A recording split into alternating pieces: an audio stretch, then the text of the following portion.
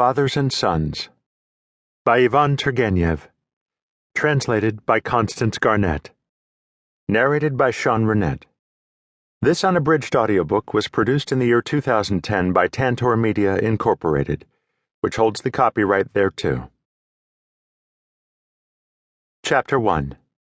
Well, Pyotr, not inside yet? Was the question asked on May the 20th, 1859, by a gentleman of a little over 40 in a dusty coat and checked trousers, who came out without his hat on to the low steps of the posting station at S. He was addressing his servant, a chubby little fellow with whitish down on his chin and little lackluster eyes. The servant, in whom everything, the turquoise ring in his ear, the streaky hair plastered with grease, and the civility of his movements, indicated a man of the new, improved generation, glanced with an air of indulgence along the road, and made answer, "No, sir, not in sight." "Not in sight?" repeated his master.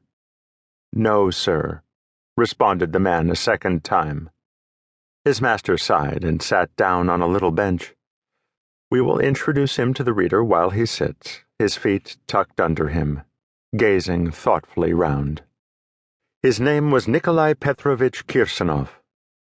He had, 12 miles from the posting station, a fine property of 200 souls, or as he expressed it, since he had arranged the division of his land with the peasants and started a farm, of nearly 5,000 acres.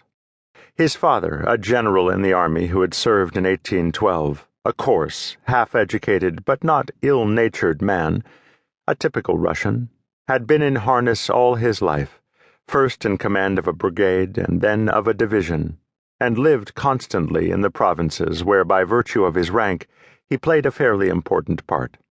Arkady Petrovich was born in the south of Russia like his elder brother Pavel, of whom more hereafter.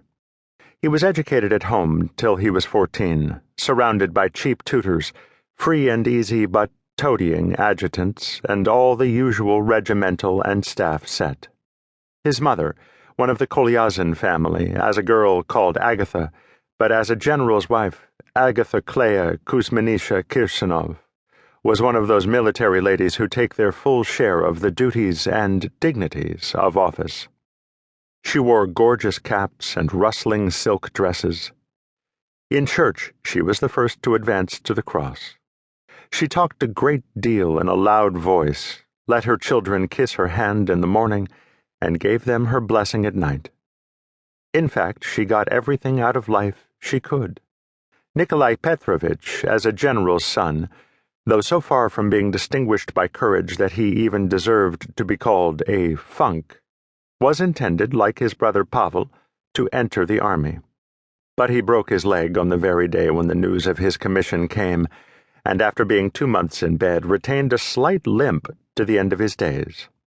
His father gave him up as a bad job and let him go into the civil service.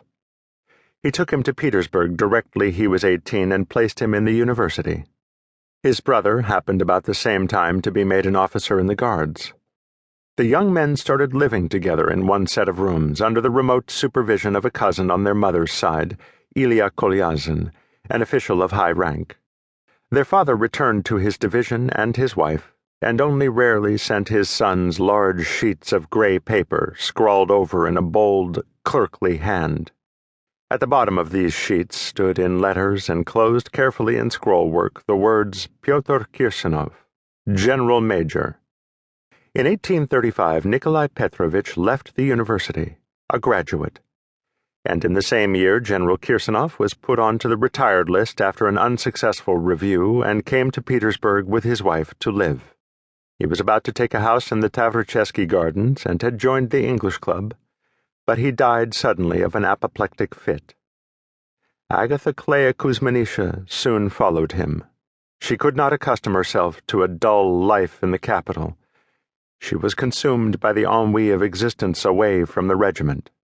Meanwhile, Arkady Petrovich had already, in his parents' lifetime, and to their no slight chagrin, had time to fall in love with the daughter of his landlord, a petty official, Prerevolutionary. She was a pretty and, as it is called, advanced girl. She used to read the serious articles in the science column of the journals.